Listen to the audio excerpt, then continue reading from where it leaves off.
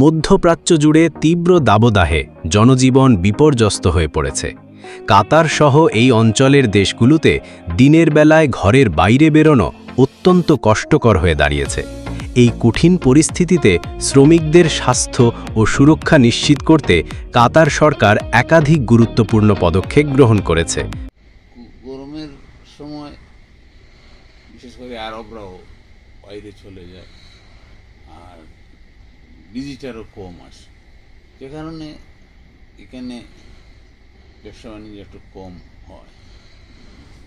আমরা সাধারণত এখানে নর্মালি সকাল 8টা থেকে দুপুর 12:30, এরপরে আবার 4টা থেকে প্রায় রাত্রি 11টা পর্যন্ত আমাদের টাইমিং, দোকান খোলার টাইমিং। তো এটাই আমাদের টাইমিং এখানে। এর মধ্যে আর কি অনেক সময় কিছু ধরনের কোনো প্রোগ্রাম যদি আমাদের মার্কেটের আশেপাশে হয়। শ্রমিকদের স্বাস্থ্য সুরক্ষার জন্য কাতার সরকার একটি আইন জারি করেছে, যেখানে 1 জুন থেকে 15 সেপ্টেম্বর পর্যন্ত সকাল 10টা থেকে বিকাল 3:30 পর্যন্ত খোলা জায়গায় কাজ করা নিষিদ্ধ করা হয়েছে। এই নিয়মটি নির্মাণ শ্রমিক, অবকাঠামো শ্রমিক, ডেলিভারি ড্রাইভার এবং আউটডোর নিরাপত্তা কর্মীদের জন্য প্রযোজ্য।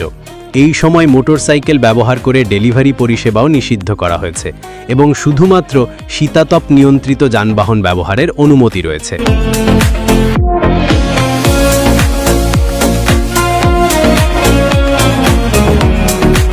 একটি যুগান্তকারী পদক্ষেপে কাতার সরকার শুধুমাত্র নির্দিষ্ট সময়ের উপর নির্ভর না করে ওয়েট বাল্ব গ্লোব টেম্পারেচার সূচক চালু করেছে।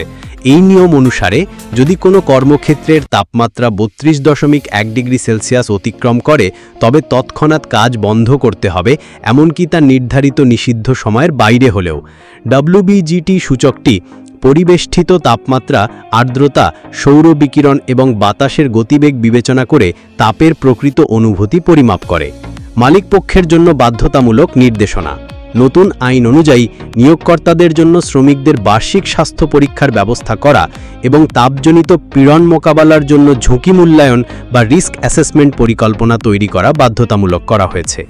এছাড়াও সব শ্রমিকের জন্য বিনামূল্যে ঠান্ডা পানীয় জলের ব্যবস্থা, ছায়াযুক্ত ও পর্যাপ্ত বায়ু চলাচলের সুবিধাসহ বিশ্রাম নেওয়ার স্থান নিশ্চিত করার নির্দেশ দেওয়া হয়েছে।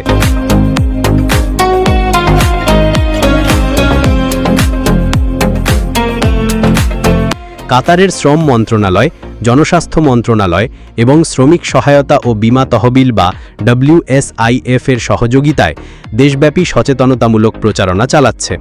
এই প্রচারণার মাধ্যমে শ্রমিকদের তাপজনিত অসুস্থতার লক্ষণ যেমন মাথা ঘোরা, ক্লান্তি এবং চেতনা হ্রাস সম্পর্কে শিক্ষিত করা হচ্ছে এবং প্রতিরোধমূলক ব্যবস্থা গ্রহণের জন্য উৎসাহিত করা হচ্ছে।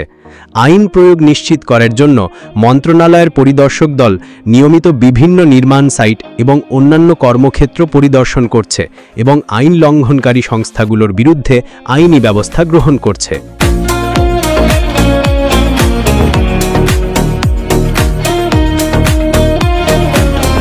এই সমন্বিত পদক্ষেপগুলোর মাধ্যমে কাতার সরকার তীব্র দাবদাহের মধ্যেও শ্রমিকদের জন্য একটি নিরাপদ কর্মপরিবেশ নিশ্চিত করার চেষ্টা করছে, যা এই অঞ্চলের অন্যান্য দেশগুলোর জন্য একটি অনুকরণীয় মডেল হিসেবে বিবেচিত হচ্ছে।